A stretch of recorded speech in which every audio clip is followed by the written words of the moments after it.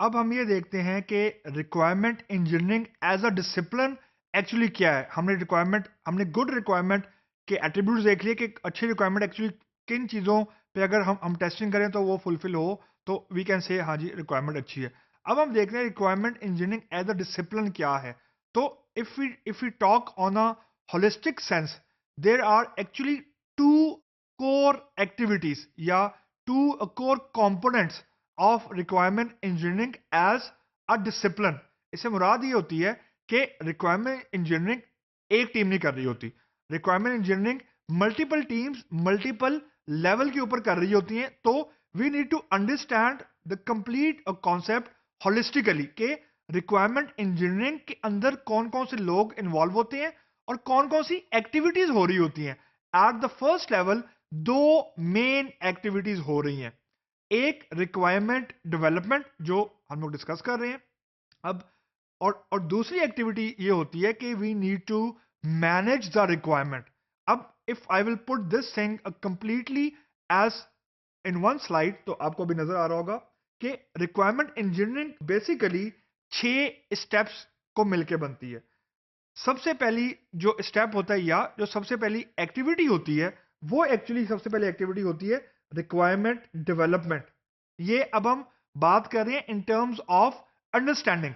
लेकिन और दूसरा स्टेप क्या होता है या दूसरी एक्टिविटी क्या होती है, वो होती है requirement management. We will discuss each of these component separately. लेकिन जो चीज यहां पे आपको मैं बताना चाह रहा हूं स्पेसिफिकली वो ये है कि requirement development and requirement management, these two activities are not always in sequence.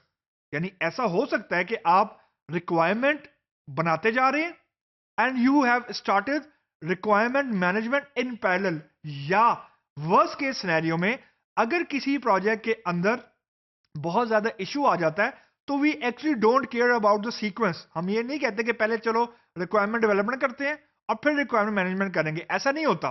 क्योंकि the sequence of all the activities actually is derived from project to project, very करता है from one project to another project. So जो मैं कहने की कोशिश कर रहा हूं कि actually there is no hard and fast rule. यानी ये ऐसा नहीं है कि 1+1 इज इक्वल टू 2 हमेशा ही 2 होगा, ऐसा नहीं है।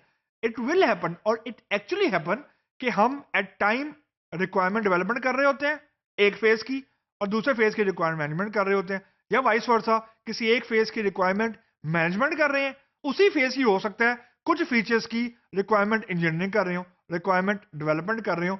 तो एक तो ये पॉइंट आपको समझना है कि ये जितनी भी एक्टिविटीज हैं, these activities are not in sequence, और ये बाय डिजाइन है। मतलब ये सबको पता है, ये सबको पता होता है रिक्वायरमेंट इंजीनियरिंग टीम के अंदर कि ये एक्टिविटीज होनी है, लेकिन किसी भी सीक्वेंस में हो सकती है। That's point number 1।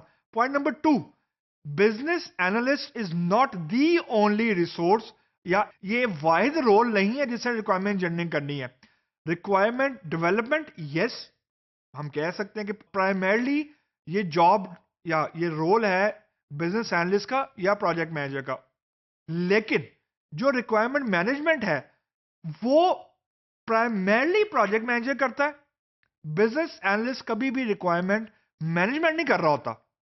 उसने एक बार रिक्वायरमेंट बना के दे दी तो वो रिक्वायरमेंट डेवलपमेंट के फेज में ज्यादा इन्वॉल्व होता है या रिक्वायरमेंट डेवलपमेंट की एक्टिविटीज में ज्यादा इन्वॉल्व होता है। तो अब हम जब रिक्वायरमेंट डेवलपमेंट के हम फर्दर स्टेप्स देखते हैं तो there are other further steps also. For example elicitation है, एनालिसिस है, स्पेसिफिकेशन है, वेरिफिकेशन है। तो जब हम इन डिफरेंट कंपोनेंट्स पे आएंगे तो वी विल सी कि different level of users, rather different number of users or stakeholders are actually involved in different activities। तो आपने ये दिमाग में बात नहीं बनानी कि सिर्फ एक बिजनेस एनालिस्ट ऐसा रोल है जो रिक्वायरमेंट के पूरे या रिक्वायरमेंट इंजीनियरिंग के एज अ डिसिप्लिन वो रिस्पॉन्सिबल है, ऐसा कोई चीज एग्जिस्ट नहीं करती। तो दो हमारे टेक अवे कि एक तो there is no hard and fast rule कि which thing will come first, requirement development पहले होगी या रिक्वायरमेंट मैनेजमेंट पहले होगी। There is no hard and fast rule, that's a first take away. And other and key takeaway would be K, it's not only one role which will lead the requirement engineering discipline when actually happen. it's actually a collection of different stakeholders who are responsible at different level or different phases of requirements depending upon कि हम किस phase के अंदर अभी exist करते हैं। तो हम नाउ ऑनवर्ड जब भी बात करेंगे या तो हम रिक्वायरमेंट डेवलपमेंट की बात कर रहे होंगे या हम रिक्वायरमेंट मैनेजमेंट की बात कर रहे होंगे, और ये चीज 70 to 80% ओवरलैप होती है। तो we can not have a clear distinction कि कौन सी एक्टिविटी रिक्वायरमेंट मैनेजमेंट है या कौन सी एक्टिविटी रिक्वायरमेंट डेवलपमेंट है। There is no clear cut rule, कोई इसके अंदर रूल नहीं एग्जिस्ट करता। सिर्फ वाहिद चीज जो गाइडिंग प्रिंसिपल आपके लिए है उसको हम लोग बोलते हैं बेस्ट प्रैक्टिसेस।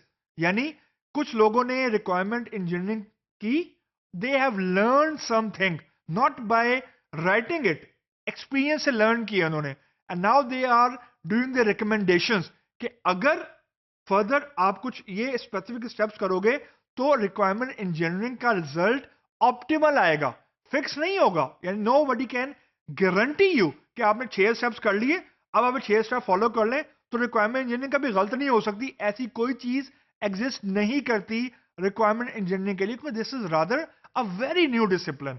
तो इसकी भी एज इस डिसिप्लिन की ऐसी नहीं है कि हम कहें कि जी स्टैंडर्डाइज कर दिया हमने रिक्वायरमेंट इंजीनियरिंग को।